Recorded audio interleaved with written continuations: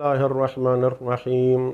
सवाल यह है कि हक़ महर मुअय्यन कर लेने के बाद, यानी हक़ महर तय करने के बाद, अगर मर्द और औरत ख़ुद अपना अक़्द दायमी पढ़ना चाहें तो सीगा कैसे पढ़ेंगे?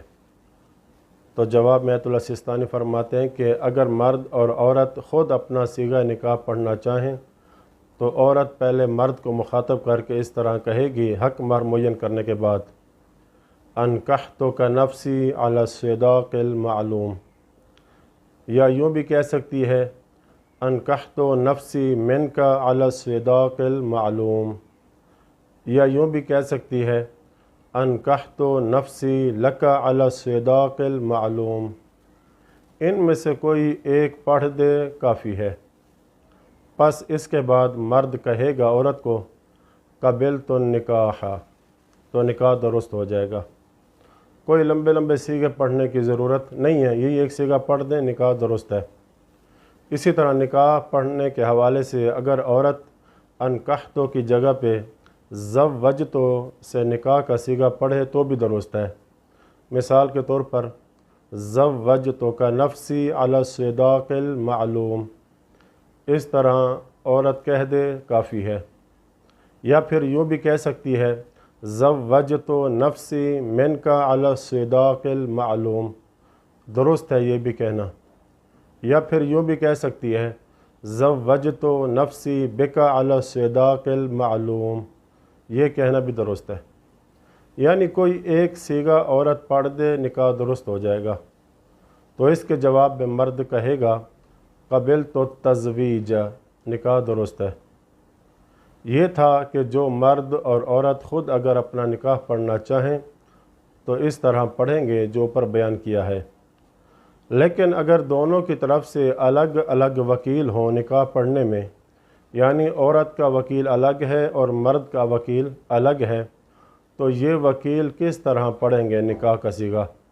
मिसाल के तौर पर मर्द का नाम अहमद है और ख़ातून का नाम फ़ातिमा है, तो पहले औरत का वकील इस तरह सीगा पढ़ेगा अनकहतु मुवक्किलका अहमद मुवक्किलती फ़ातिमा अला सदाक़िल मालूम।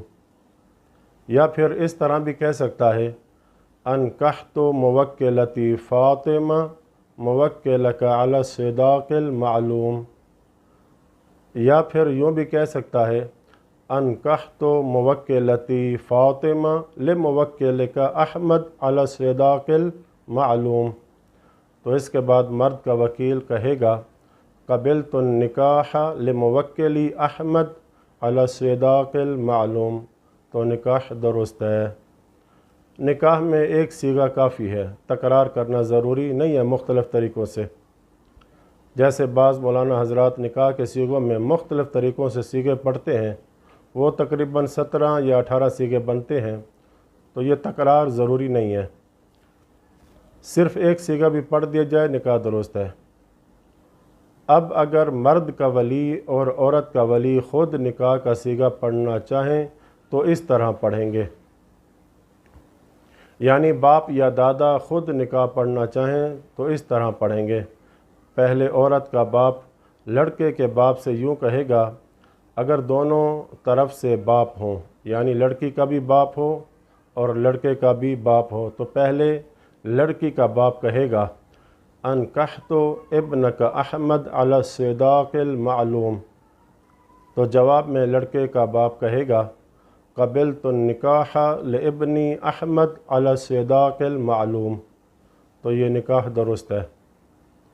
और अगर लड़की का दादा हो निकाह का सीगा पढ़ने वाला और उधर से लड़के का भी दादा हो, तो पहले लड़की का दादा इस तरह निकाह का सीगा पढ़ेगा अनकहतु हफ़ीदका अहमद हफ़ीदती फ़ातिमा अला सदाक़िल मालूम।